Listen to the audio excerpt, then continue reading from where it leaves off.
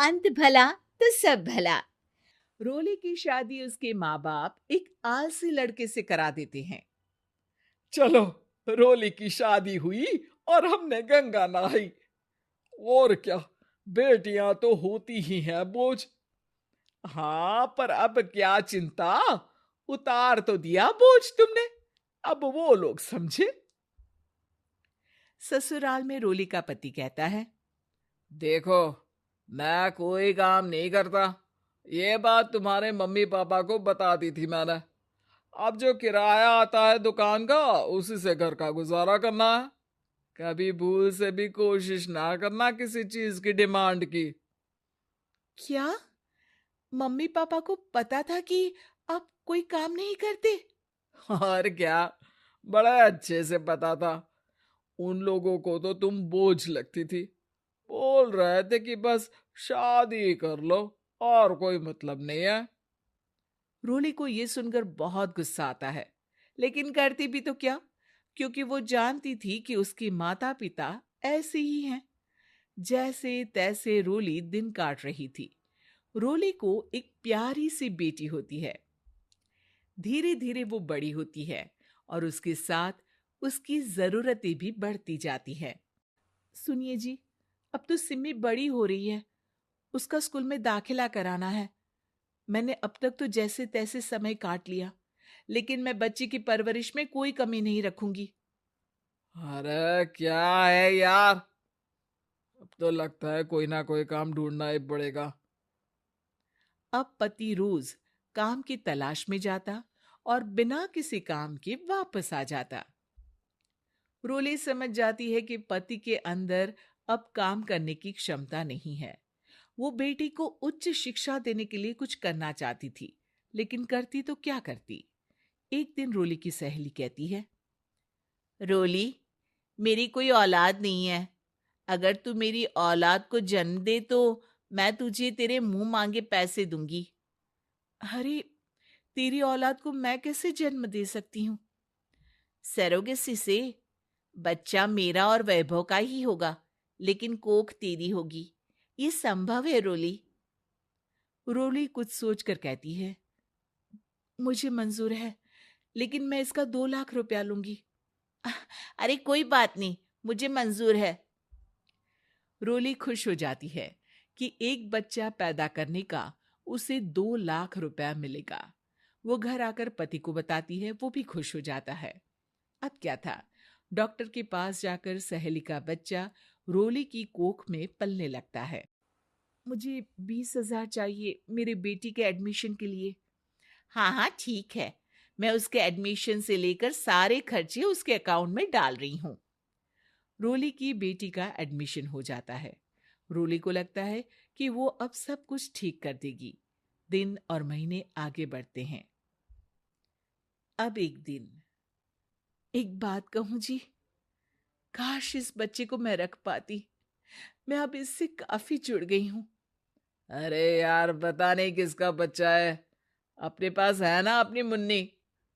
हाँ, लेकिन अब मैं भी इस बच्चे से जुड़ाव फील करने लगी हूँ। लेकिन मैं ये जानती हूँ कि ये मेरा बच्चा नहीं है। दोनों की जिंदगी ठीक चल रही थी, लेकिन कहते ना कि सुख का पल ज्यादा लंबा नहीं होता। एक दिन रोली की सहेली का फोन आता है।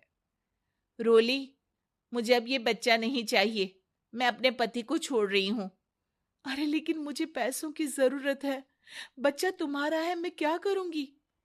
सहेली बिना कुछ बोले फोन काट देती है, फोन स्विच ऑफ कर देती है। लेकिन रोली के जीवन का तूफान यहीं नहीं रुकता। रोली, मैं इतना भार नहीं उठा सकता। आज पढ़ाई का पैसा मांग रही हो, कल को शादी, कॉलेज और पता नहीं क्या क्या। मैं तुम्हें छोड़ रहा हूं। अपनी बच्ची उठाओ और निकलो इस घर से। अरे पर मैं कर तो रही हूं ना बच्चे के लिए काम। आप आराम से रहिए ना। क्या काम कर रही हो? देख रहा हूं मैं। ये छोटा शहर है, यहाँ लोगों को बात बनाते वक्त नहीं लगता। तो मैं क्या करूं? ज्यादा पढ़ी लिखी नहीं हूं, कैसे घर के खर्चे चलाऊं? और आप तो काम करना ही नहीं चाहते। हाँ, ना चाहता हूं और ना ही करूंगा। रोली को पति की बात पर काफी गुस्सा आ जाता है। ठीक है, अगर मेरे जीवन में संघर्ष ही लिखा है तो वही सही। इस वक्त पति होने के नाते आपको मेरा साथ देना चाहिए था, लेकिन नहीं, आपने तो इस हाल में मुझे घर से बाहर निकालने की बात कह डाली। देखो, ये सारी फालतू की बातों के लिए वक्त नहीं है मेरे पास। रोली, जिसकी कोख में किसी और का बच्चा था और साथ छोटी सी बेटी, पति का घर छोड़कर रास्ते पर आ जाती है। रोली के पास मायके के सिवा दूसरा कोई रास्ता नहीं होता। अरे रोली कैसी है? कितने दिनों के लिए आई है? हमेशा के लिए माँ। वो माँ को सारी बात बता देती है। ओए लड़की, इतनी हिम्मत का काम कर लिया? अरे ना ना, यहाँ कोई जगह नहीं है। तुम तो अपना बोरिया बिस्तर उठाओ और निकलो यहाँ से। रोली के पास अब मायके का रास्ता भी नहीं बचता। वो चुपचाप बच्ची को लेकर जा रही थी कि उसे दर्द होता है और वो डॉक्टर के पास चली जाती है। और फिर वहां वो एक प्यारे से बेटे को जन्म देती है। कितना प्यारा है! कितने अभागे हैं इसके माँ बाप, जो इसके पैदा होने पर भी नहीं है। तभी वहां डॉक्टर आ जाती है। रोली, बच्चे के पिता तुमसे मिलना चाहते हैं। आपका बहुत बहुत शुक्रिया। मैं इस बच्चे को पालूंगा, भले ही इसकी माँ ने इसे छोड़ दिया हो, पर मैं अपनी जिम्मेदारी निभाऊंगा। तो क्या आप मुझे इसके पैदा करने के लिए जिन पैसों की बात हुई थी वो भी देंगे? हाँ, और साथ ही आप चाहे तो मेरे घर में रहकर मेरे बच्चे की देखभाल भी कर सकती हैं। मैं उसके लिए आपको सैलरी दे दिया करूंगा।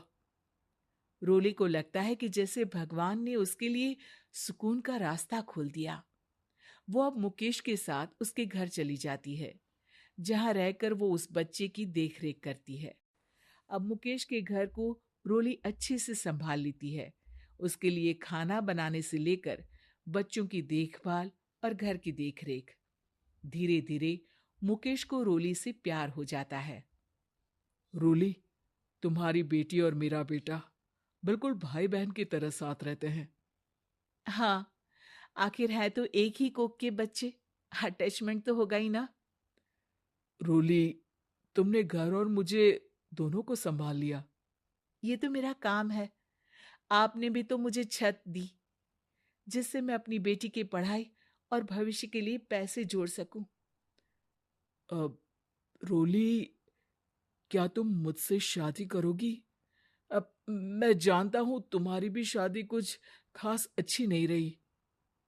रोली को मुकेश की बात ठीक लगती है। वो उसे हाँ बोलने की सोच ही रही होती है कि उसके पहले पति का फोन आ जाता है। रोली, मैं बहुत परेशान हूं। मेरा एक्सीडेंट हो गया है। मैं चाहता हूं तुम वापस आ जाओ। रोली को पुराने पति की चिंता होने लगती है। वो सोचती है कि वो क्या कर रही थी। हाँ, हाँ ठीक है, मैं आ रही हूँ।